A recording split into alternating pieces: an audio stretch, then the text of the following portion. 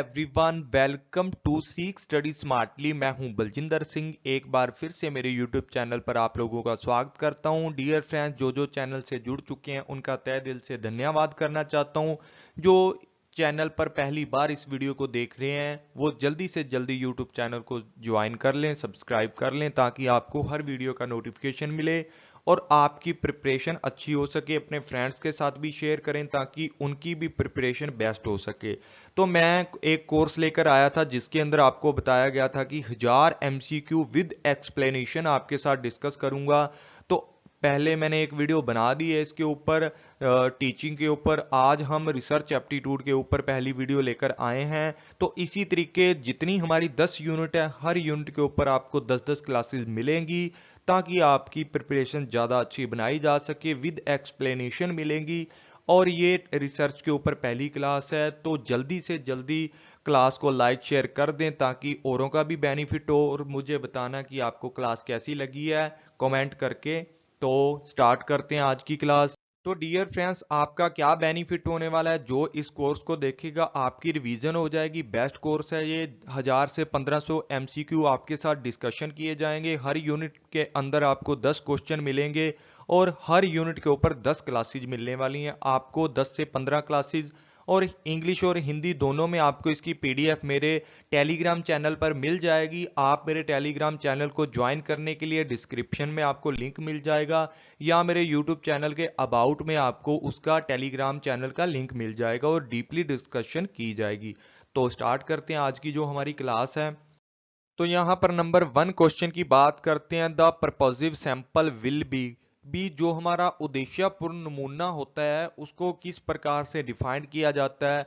तो यहाँ पर 4 ऑप्शन है। सबसे पहला ऑप्शन जो हमारे पास है, depending on the researcher feeling, कि एक रिसर्चर की फीलिंग के ऊपर डिपेंड हो सकता है। शोधकर्ता की सनक पर निर्भर, जो उनकी फीलिंग है उसके ऊपर निर्भर होगा। Based upon a specific objective of sampling procedure, कि किस चीज पर पर्पसिव सैंपल हमारा डिपेंड होता है।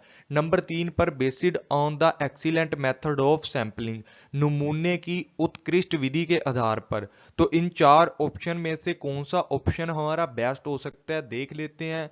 तो यहाँ पर हमारा आंसर नंबर बी हो जाएगा। दूसरी बात ये है कि जो भी हमारा पर्पसिव सैंपल होता है ना, मतलब किसी पर्पज के लिए जिसको रखा जाता है, अपनी इच्छा अनुसार क्या करते हैं, इसको कलेक्ट करते हैं। वहां पर रिसर्चर को बायसनेस करके या अपनी फीलिंग का यूज नहीं करना चाहिए कहीं पर भी। तो ये ऑप्शन नहीं होना चाहिए इसके अंदर। तो बी ऑप्शन इसके अंदर होना चाहिए। दूसरी बात है कि एक्सीलेंट मेथड ऑफ स्टैंप, ये तो बात अलग है कि एक्सीलेंट मेथड कौन सा है, किस तरीके के लिए। तो ये भी यहाँ आंसर नहीं, तो यहाँ पर बी आंसर बचता है जो हमारा यहाँ पर करेक्ट होगा।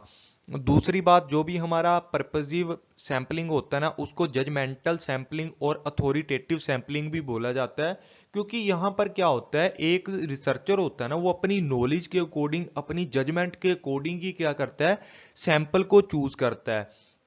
और जितना भी डाटा लेता है ना, यहाँ पर उसके अंदर एरर होने के चांसेस बहुत ही कम होते हैं। क्यों होते हैं? क्योंकि एक टीचर, मान लो कि एक रिसर्चर था, एक टीचर था, उस टीचर के द्वारा कोई ना कोई रिसर्च की जा रही थी अपने कॉलेज के अंदर या अपनी यूनिवर्सिटी के अंदर। तो उन्होंने बहुत सारे स्टूडेंट के बारे में उनको पता होता है अपनी क्लास के अंदर। तो वो क्या करता है, एक टीचर एक ऐसे बच्चों को क्या करेगा, वहां पर अपने सैंपल के अंदर सिलेक्ट करेगा जो जो बच्चे पूरी की पूरी क्लास को रिप्रेजेंट करेंगे, ऐसे बच्चों को सैंपल के अंदर इंक्लूड करेगा। क्योंकि यहाँ पर जो रिसर्चर होता है जजमेंटल तरीके का यूज करता है, जजमेंटल सैंपलिंग का यूज करता है, और ऐसे लोगों को सैंपल के अंदर इंक्लूड करता है ताकि कुछ भी चीज बच ना जाए। तो यहाँ पर जो एरर होने के चांसेस होते हैं वो कम होते हैं, और रिजल्ट होता है ना जो, वो क्या होता है, हाईली एक्यूरेट होता है यहाँ पर। और दूसरी बात क्या होती है, जजमेंटल सैंपलिंग का यूज करते हैं तो हमारी जो कॉस्ट आती है वो भी मिनिमम आती है, और जो एग्जीक्यूट करते हैं कोई भी काम को करने के लिए टाइम भी हमारा कम लगता है, और साथ ही साथ रिस्पॉन्स मिल जाते हैं। क्योंकि टीचर के सारे बच्चे टीचर के जान पहचान के होते हैं, ठीक है, आपस में उनका कम्युनिकेट होता रहता है। तो साथ ही साथ जो डायरेक्टली अप्रोचेबल रिस्पोंड कर देते हैं बच्चे, और रियल टाइम रिजल्ट मिलता है यहाँ पर। मतलब असली रिजल्ट निकल कर हमारे सामने आता है, हाईली एक्यूरेट रिजल्ट हमारे सामने निकल कर आता है, और इजी टू कंडक्ट। किसी भी चीज को हम इजीली कंडक्ट कर सकते हैं अगर जजमेंटल सैंपलिंग का यूज किया जाता है, अथॉरिटेटिव सैंपलिंग का यूज किया जाता है या परपोजिव सैंपलिंग का यूज किया जाता है। तो ये सबसे कम खर्चीली भी होती है क्योंकि यहाँ पर टाइम भी कम लगता है, और दूसरी बात है कि यहाँ पर एक टीचर या जो भी एक रिसर्चर होता है उसके द्वारा सारी की सारी ऐसी इकाइयों को या डाटे को इकट्ठा किया जाता है जो उसके स्पेसिफिक ऑब्जेक्ट को पूरा करेंगी। तो पहला नंबर क्वेश्चन हमारा पूरा होता है। नंबर 2 पर बात करते हैं कि एडवांटेज ऑफ द सैंपल। जो भी एडवांटेज किस तरीके से हो सकती है, एक सैंपल की एडवांटेज क्या हो सकती है। तो यहां पर बात करते हैं सैंपल होता क्या है। तो यहां पर टाइम सेविंग हो सकता है, मनी सेविंग हो सकता है, एनर्जी सेविंग हो सकता है, ऑल ऑफ द अबव। तो नमूने के क्या लाभ होते हैं, अगर हम कोई भी सैंपल लेते हैं, कोई भी नमूना लेते हैं तो उसके क्या लाभ हो सकते हैं। ये चारों के चारों ठीक हो सकते हैं, तीनों के तीनों या गलत हो सकते हैं। तो इसको समझ लेते हैं। तो यहाँ पर हमारा आंसर डी होगा, ऑल ऑफ द अबव, की जो हमारा सैंपल होता है वो टाइम सेविंग होता है, मनी सेविंग होता है, एनर्जी सेविंग होता है। ये मान लो किसी भी पॉपुलेशन में से हम लोगों ने सैंपल लेना है कोई भी, यहाँ पर हम लोगों ने 5 लोगों को निकाल दिया, ये मान लो 15 लोग थे, 15 लोगों में से हमने 5 लोगों को निकाल दिया जो ये पूरी पॉपुलेशन को क्या करेंगे, रिप्रेजेंट करेंगे। तो एक सैंपल क्या होता है, किसी भी पॉपुलेशन में से, लार्ज पॉपुलेशन में से एक छोटा हिस्सा निकालना जो पूरी पॉपुलेशन का क्या करेगा, रिप्रेजेंटेटिव रहेगा, उस पूरी पॉपुलेशन के लिए क्या करेगा, हमें पूरी की पूरी नॉलेज देगा। ठीक है, तो उसको हम बोलते हैं सैंपल। यहां पर 15 लोगों में से हम लोगों ने 5 लोग निकाले हैं, या 20 लोगों में से 25 लोगों में से हमें 5 लोगों को निकाला है जो पूरे के पूरे इस पॉपुलेशन को रिप्रेजेंट करेंगे, उसको बोलते हैं सैंपल, या हम बोल सकते हैं सैंपलिंग। जब हम सैंपलिंग करते हैं तो हमें कम लोगों की स्टडी करनी पड़ती है, तो हमारा टाइम भी कम लगता है। यहाँ पर अगर 25 लोगों की हम लोग क्या करते, स्टडी करते, तो हमारा टाइम ज्यादा लगता, यहाँ पर कम लगेगा क्योंकि 5 लोगों की करनी है। 5 लोगों के ऊपर ही सारा काम करना है तो पैसे भी कम लगेंगे, एनर्जी भी कम हमारी यूज होगी। तो यहाँ पर time saving, money saving, energy saving सब कुछ है हमारा सैंपलिंग। इसलिए हम बोल सकते हैं कि जो सैंपलिंग होता है टाइम कंज्यूमिंग नहीं होता, यहाँ पर हमारा टाइम सेव होता है, और यहाँ पर क्या होता है, जो भी कम से कम कॉस्ट में हमारा काम चल जाता है, एनर्जी भी कम यूज करनी पड़ती है। उसके बाद हमारा क्वेश्चन नंबर 3 आता है।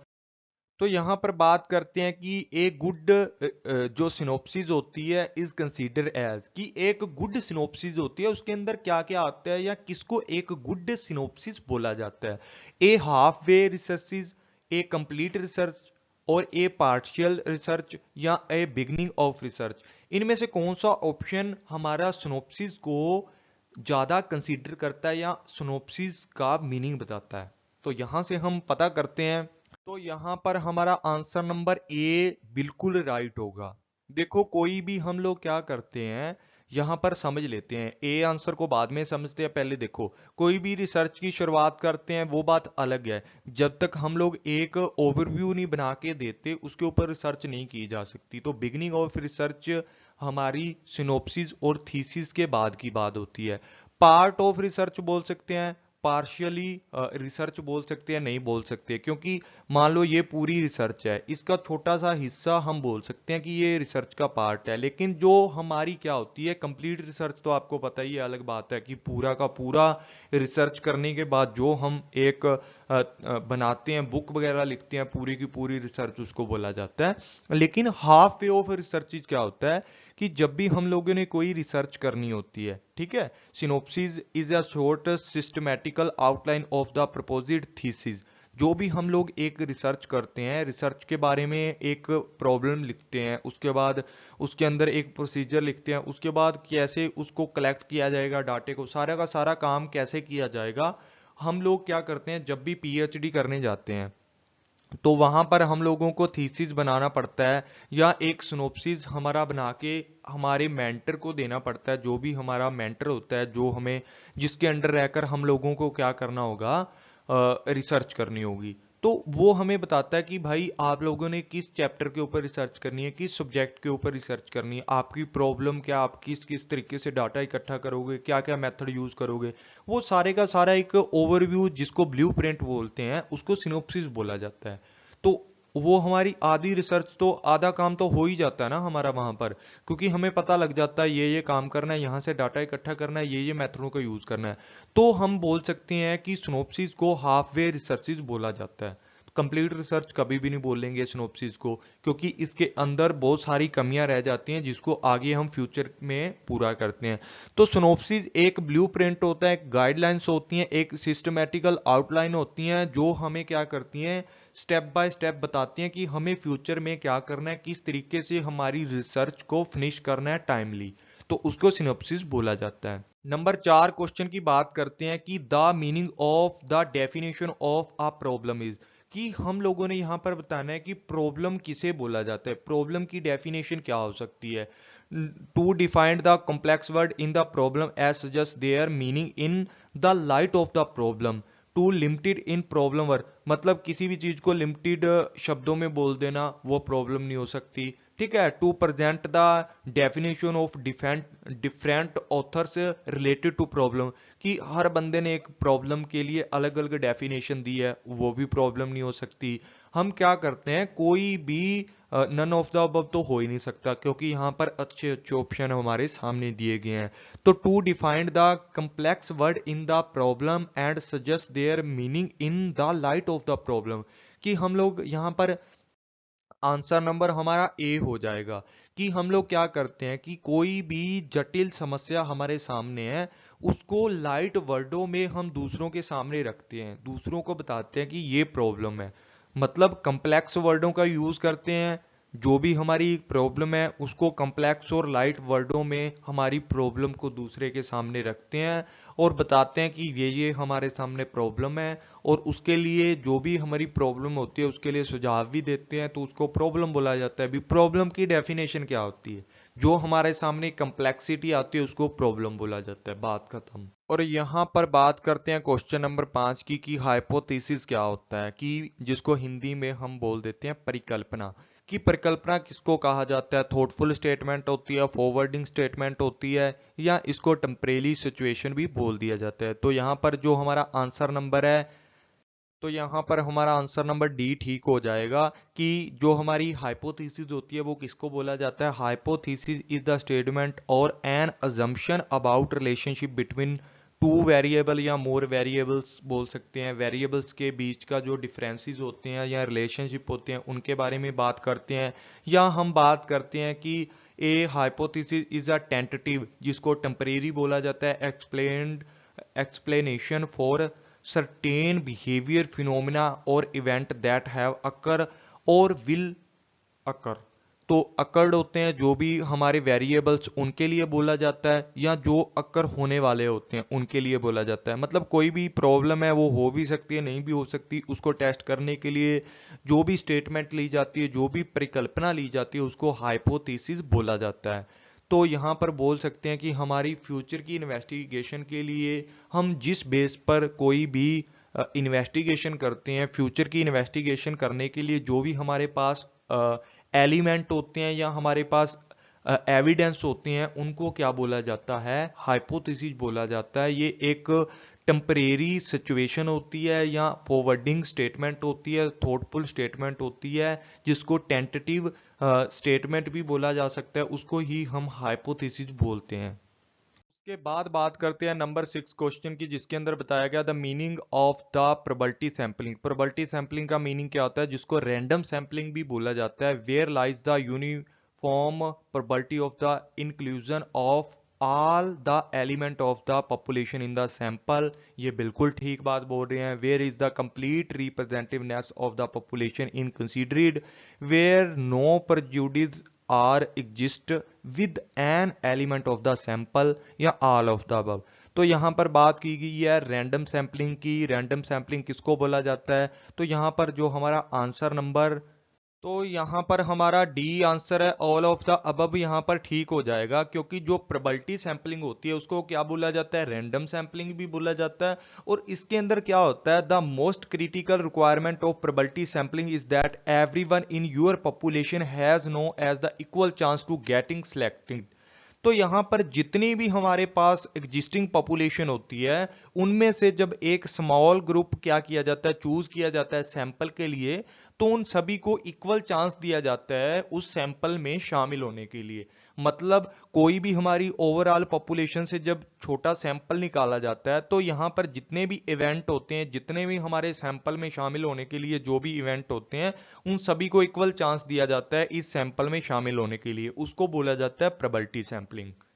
के बाद बात करते हैं क्वेश्चन नंबर 7 की, the objectivity of the research can be enhance, की एक रिसर्च की ऑब्जेक्टिविटी किस तरीके से एनहेंस की जा सकती है, किस तरीके से बढ़ाई जा सकती है। कोई भी शोध करते हैं उसको किस तरीके से उसकी निष्पक्षता बढ़ाई जा सकती है कि सबके लिए वो जो रिसर्च की गई है ना वो सबके काम आए, या निष्पक्ष भाव से ना की गई हो। तो उसके अंदर क्या क्या गुण होने चाहिए वो चीज हम लोगों ने बतानी है, जिससे क्या हो, निष्पक्षता बढ़ जाए एक रिसर्च की। तो यहां पर थ्रू रिलायबिलिटी आ जाता है, वैलिडिटी आ जाता है, या थ्रू इट्स इम्पार्शियलिटी भी हम लोग किसी के साथ कोई भी भेदभाव करना बंद कर दें। जब भी रिसर्च करते हैं उसकी वैलिडिटी देखें, उस टाइम पर उसकी वैधता क्या होनी चाहिए, वो चीजों को ध्यान में रखना चाहिए। या रिलायबिलिटी, हम लोग इस माध्यम से काम करें हमारी रिसर्च के अंदर कि हम उस रिसर्च पर ज्यादा विश्वास कर सकें। तो यहां पर उपरोक्त सभी जो भी आंसर है वो ठीक हो जाएंगे। इसको भी समझ लेते हैं। तो यहाँ डी आंसर है वो हमारा सही हो जाएगा। सबसे पहले बात करते हैं रिलायबिलिटी। रिलायबिलिटी क्या होती है? रिलायबिलिटी वो होती है कि हम कोई भी चीज को बार बार करते हैं तो हमें कंसिस्टेंट जो रिजल्ट मिलने चाहिए। एक चीज को कितनी बार भी कर लो, अगर एक फॉर्मूला बना दिया, अगर 2+2 4 है ना, 2 के साथ 2 को जोड़ेंगे तो हर बार 4 ही आएगा। जैसे मर्जी आप इसको कर सकते हो। तो यहां पर एक ऐसा फॉर्मूला या कोई भी रिसर्च की है हम लोगों ने जो हमें बताती है कि 2 और 2 4 होते हैं हमेशा। उसी तरीके से बात करते हैं यहां पर वैलिडिटी की। वैलिडिटी क्या होती है? वैलिडिटी वो होनी चाहिए जो भी हमारे ऑब्जेक्टिव्स हैं, जो हम लोग किस उद्देश्य के लिए रिसर्च को कर रहे हैं, वो उद्देश्य फुलफिल हो रहे हैं या नहीं हो रहे, उसको वैलिडिटी बोलते हैं। जो हमारे रिजल्ट को सेटिस्फाई करती है उसको वैलिडिटी बोलते हैं। ऑब्जेक्टिविटी क्या होती है? ऑब्जेक्टिविटी होती है अनबायसनेस, कि हम लोगों ने किसी के साथ भी भेदभाव नहीं करना, इम्पार्शियलिटी नहीं करनी, फेयर काम करना है सब जगह पर। ठीक है, किसी के साथ भी कोई भी अनप्रिजुडिस काम नहीं करना। मतलब जिसको बोलते हैं किसी के साथ भेदभाव करना। एक बच्चे के तो कॉलेज में 20 के 20 मार्क्स लगा दिए, एक बच्चे के 5 लगा दिए। तो इस तरीके से नहीं करना होता, भेदभाव को दूर करना चाहिए। उसको बोलते हैं ऑब्जेक्टिविटी, या इम्पार्शियलिटी बोल सकते हैं। मतलब निष्पक्षता से काम करना, इक्वल रखना सबको। ठीक है, इक्वल एबल रखना सबको, ताकि हमारे जो रिजल्ट है वो एक्यूरेट आए। और यहां पर 8 नंबर क्वेश्चन की बात करते हैं, जिसमें बताया गया the wrong statement related with research in. तो यहां पर बात करते हैं the research has been carry out the for invention, और दूसरे नंबर पे नेम एंड फेम की बात करता है, तीसरे नंबर पे और मेंटल डिग्रीज की बात करता है। तो यहां पर ऑल ऑफ द अबव जो इनकरेक्ट बोला गया इन्होंने, तो ये 4 ऑप्शन हमारे सामने है। कौन से रिसर्च के लिए सच बात है, कौन सी गलत बात है, उसको हम लोगों ने यहाँ चूज करना है। तो यहाँ पर डी ऑप्शन है जो हमारा ठीक हो जाएगा। तो यहां पर आंसर नंबर डी हमारा एकदम ठीक हो जाएगा। सारी की सारी स्टेटमेंट हैं जो इनकरेक्ट है। कोई भी इनोवेशन है रिसर्च के बिना भी हो सकता है, कोई भी बंदा कर सकता है जिसको रिसर्च की नॉलेज तक नहीं है। और दूसरी बात कर लेते हैं नेम और फेम की। भाई नेम और फेम की बात तो दूर है, जब रिसर्च करते हैं ना उन बंदों के जिनके पसीने छूटते हैं, जो बंदा दिन रात मेहनत करता है ना, उसको नेम और फेम की जरूरत ही नहीं पड़ती। वो बंदा क्या करता है, मैंने जो मेहनत की है ना, मेरी वही कबूल हो जाए, जो मेरा मेंटर है ना वो साइन कर दे मेरी रिसर्च के ऊपर। नेम और फेम की बात नहीं है यहाँ पर, बहुत ज्यादा मेहनत करनी पड़ती है। वो बात की है नेम और फेम की। पहले रिसर्च कोई भी बंदा नेम और फेम के लिए नहीं करता, क्योंकि इसके अंदर बहुत ज्यादा एफर्ट्स करने पड़ते हैं। तीसरी बात यहां पर इन्होंने बोली थी ओरमेंटल डिग्रीज की। ओरमेंटल डिग्री क्या होती है? सजावटी डिग्री बोल सकते हैं कि हमारा जो रिसर्च की है वो एकदम अच्छी खासी हो चुकी है, अब वहां से एक डिग्री मिलेगी। क्या हम लोग उसको दीवार पे टांगने के लिए सिर्फ रिसर्च करते हैं कि एक ओरमेंटल डिग्री मिल जाए और हमारा एक अच्छा नाम और फेम बन जाए और हम जो डिग्री आएगी हमारे घर की दीवार के ऊपर टांग देंगे? ऐसा बिल्कुल नहीं होता भाई। जो बंदा क्या करता है और मेंटल डिग्री के लिए रिसर्च करता है ना, वो रिसर्च करता ही नहीं है, पहली बात तो। दूसरी बात ये है कि कोई भी बंदा है ना, वो हमेशा ये चाहता है कि जो भी मैंने रिसर्च की है उनसे सोसाइटी का भला हो। ठीक है, मतलब यहां पर बात करते हैं कि रिसर्च क्या होती है, दूसरों के बेनिफिट और अपने बेनिफिट के लिए होती है, पर ऐसे बेनिफिट एक रिसर्चर उसमें नहीं देखता। उसके बाद नंबर 9th क्वेश्चन की बात करते हैं। The research work is not influenced by. यहां पर 4 ऑप्शन है, कौन सा ऐसा ऑप्शन है जिससे रिसर्च है जो हमारी इन्फ्लुएंस नहीं होती? सबसे पहले बात करते हैं रिसर्चर हिमसेल्फ। भी एक रिसर्चर के द्वारा ही सारी की सारी रिसर्च की जाती है। अगर एक रिसर्चर की नीयत ही नहीं है काम करने की, तो रिसर्च का काम भी पूरा नहीं हो सकता। तो रिसर्चर तो मेन कंपोनेंट होता है रिसर्च वर्क का। तो यहां पर रिसर्चर तो क्या करेगा? इन्फ्लुएंस करेगा। दूसरी बात करते हैं हम अजम्पशन की, जो प्री एस्टेब्लिश अजम्पशन होती हैं। देखो, मैंने हाइपोथेसिस की बात बताई थी आप लोगों को कि हाइपोथेसिस एक ऐसी परिकल्पना लेकर चलते हैं हम लोग, एक ऐसी अजम्पशन लेकर चलते हैं, ऐसी स्टेटमेंट जिसके ऊपर डिपेंड हमारी सारी की सारी रिसर्च होती है। इसको या तो सही प्रूफ करेंगे या इसको गलत प्रूफ करेंगे, दो ही काम हो सकते हैं। तो अगर हम लोगों ने हमारी अजम्पशन ही गलत ले ली, तो फ्यूचर के सारे वर्क इसके ऊपर डिपेंड होते हैं, तो सारे के सारे वो भी गलत होंगे। तो अजम्पशन को सोच समझ कर लेना चाहिए। जो भी बच्चे पीएचडी करते हैं, रिसर्च करते हैं, तो वो एक अच्छी अजम्पशन को चूज करें पहले, उसके बाद ही अपना सारा का सारा रिसर्च वर्क करें, क्योंकि सारे के सारे प्रोसीजर हमारी अजम्पशन के ऊपर टिके होते हैं। उसके बाद बात करते हैं the curse of some other researcher. ये बात बहुत ही अच्छी बोली है भाई इस क्वेश्चन के अंदर। तो इसके अंदर देखो भी, कोई भी अलग हम लोगों के सामने आज आपको थोड़ा मोटिवेशन भी कर देता हूं, मोटिवेशन दे देते हैं आपको। देखो, आप कोई भी अच्छा काम करते हो ना, आपके फ्रेंड हो गए, रिश्तेदार हो गए, उनको बहुत ज्यादा जेलसी होगी। तो यहां पर बहुत सारे लोग ऐसे होते हैं जो अभिशाप होते हैं, खुद के लिए अभिशाप होते हैं, उनको खुद तो करना नहीं होता कुछ, तो यहां दूसरे बच्चों को भी नहीं करने देते कुछ लोग। तो यहां पर बात करते हैं कि जो भी लोग होते हैं या रिश्तेदार होते हैं, उनका काम ही भौंकना होता है, तो हम उनके भौंकने से अपना रास्ता थोड़ी छोड़ देंगे। कुत्ते तो भौंकते ही होते हैं। तो यहां पर हम लोग अपना काम अच्छे से करेंगे वहां पर। तो दूसरी बात यह बताना चाहता हूं कि कोई भी बंदा आपको कितना भी डीमोटिवेट करे, आप इंटरनली मोटिवेट रहो। मेरे को पता नहीं कौन कौन क्या बोल जाता है कई बार, लेकिन मैं हमेशा मोटिवेटेड रहता हूं। क्यों रहता हूं? क्योंकि मेरे को पता है यार, उसको अभी समझ नहीं है, मैंने सारी स्टेजेस पार कर ली है, लेकिन वो पहली स्टेज पर है। बोलते भी लोग उनको हैं जो बंदा अपनी लाइफ के अंदर अच्छा कर रहा होता है। तो भाई, डरना नहीं है किसी से भी। आप लोग अच्छे से मेहनत करो, आपका नेट जीआरएफ जरूर क्रैक होगा। और दूसरी लास्ट डी नंबर ऑप्शन यहां पर बोलते हैं कि जो भी हमारे रोंग कैलकुलेशन होती है, अरे भाई सारी की सारी रिसर्च कर ली हम लोगों ने, अच्छे से डाटा कैलकुलेट करने लगे थे, सारा डाटा हम लोगों ने अच्छे से क्या किया, इकट्ठा किया है, लास्ट में उसका कैलकुलेशन ही गलत कर दिया, हमारा रिजल्ट ही गलत निकल गया, तो उस रिसर्च का क्या फायदा? तो कैलकुलेशन भी हमारी रिसर्च को इफेक्टेड करती है। और ये चीज है ना, जो ये इफेक्टेड नहीं करती, मतलब लोग जितना मर्जी कुछ बोले, आपको मेहनत करना मत छोड़ो, आगे बढ़ो और उनको करके दिखाओ। देखो, मेरा भी कोई मोटिव नहीं था यूट्यूब चैनल बनाने का या मेरा टेलीग्राम बनाने का। मेरे को भी बस लोगों ने, ऐसे ऐसे लोग मिले जिन्होंने मेरे को क्या किया, मेरे साथ चीट करना स्टार्ट कर दिया। उसके बाद मैंने अपना स्टैंड लिया और आज आपके सामने है। मैंने इतने कम टाइम में इतने अपना कर रहा हूं सब कुछ, आप लोगों के साथ इतनी अच्छी अच्छी वीडियो भी बना के आपको देता हूं।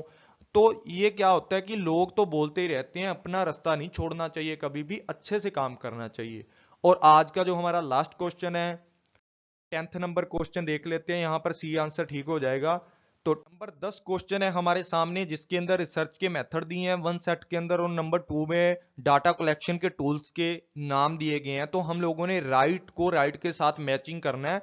तो यहां पर सेट नंबर 1 में रिसर्च के टूल्स हैं और नंबर 2 में डाटा कलेक्शन है। सबसे पहले बात करते हैं एक्सपेरिमेंट मेथड्स की। एक्सपेरिमेंट मेथड को याद रखने के लिए आपको अच्छा एग्जांपल देता हूं। भाई, कोई भी सर्कस करते हैं, कुछ भी स्टंट करते हैं, तो उनके पास एक प्रैक्टिस होती है। ठीक है, वो प्रैक्टिस होती है उनके पास, वो प्रैक्टिस के जरिए सब कुछ सीखते हैं।